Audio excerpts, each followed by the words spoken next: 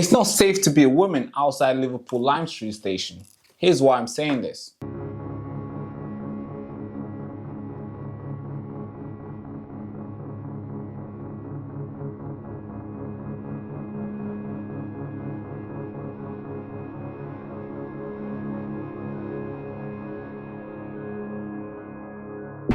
What's going on at the station?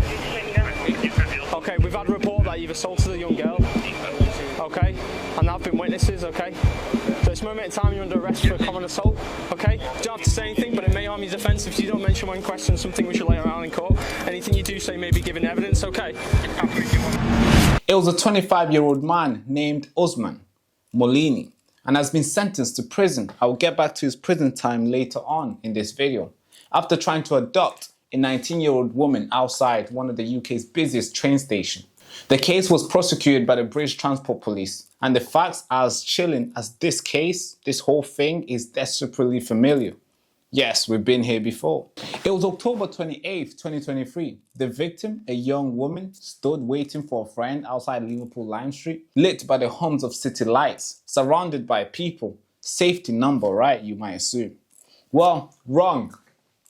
Usman, this man, approached her from behind, spoke something unintelligible to her, walked away, a moment later turned back around and dragged her, grabbed her by the arm and started dragging her around. Yes, I know, not in shadows, not in silence, but cameras in public, surrounded by potential witnesses. It appears to be subtlety isn't a part of the modern kidnappers toolkit anymore. The woman screamed, struggled, stumbled down to the station steps. Usman didn't stop. Instead, he smirked. Because men like him, power isn't just about action. It's about daring the world to intervene. Thankfully, there were these elderly couples, unarmed, unimpressed, unwilling to just stand there and watch like everybody else was. They confronted him. They threatened to call the police. That moment of resistance worked. Yes, he fled away momentarily. This just goes to show how bizarre this whole situation was. Because here's what happened next. This man, Usman, followed her into the station. Yes, right? I mean, what? But he was arrested within minutes. Thank God. And thanks to the British Transport Police, who moved fast, tracked CCTV footage, and built a rocket-solid case. But here's where the story bends now. Because listen to this. Usman denied the entire incident.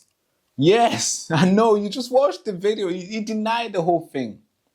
Depicting crystal clear footage. He claimed that he has done nothing wrong. No apology, no remorse. Just a whole courtroom denial from Usman. He said no to everything. That was not him. He didn't do anything. He didn't touch it. In court, he claimed the evidence was misinterpreted, misunderstanding. Perhaps a bit of grabbing people's arm is just accidentally now, right? It's becoming a thing where you can just grab somebody's arm, pull them around, and that is just a normal part of life. But thank God there was some common sense in the courtroom. They disagreed.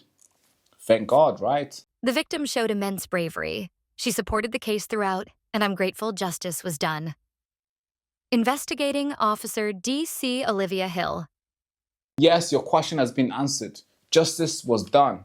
But the next question is, did justice arrive with sufficient force? That's what we have to talk about. For me to talk about that, we have to look at the numbers. Usman was sentenced to 27 months.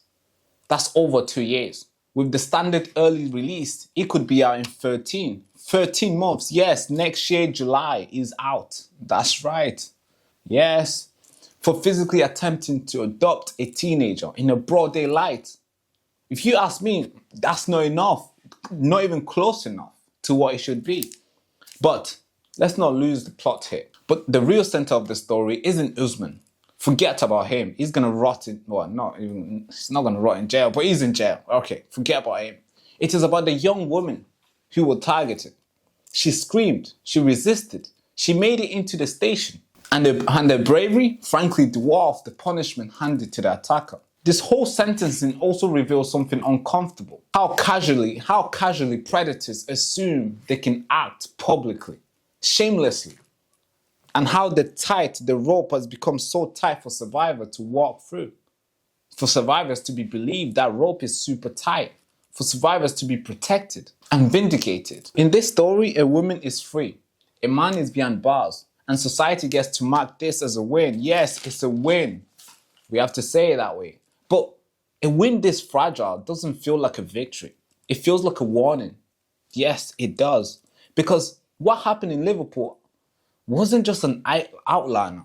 It was a symptom, a flashing red light, telling us that some men do not fear consequences until they're caught. Thank you so much for watching, and this is Baraka, and you have been watching Newsroom.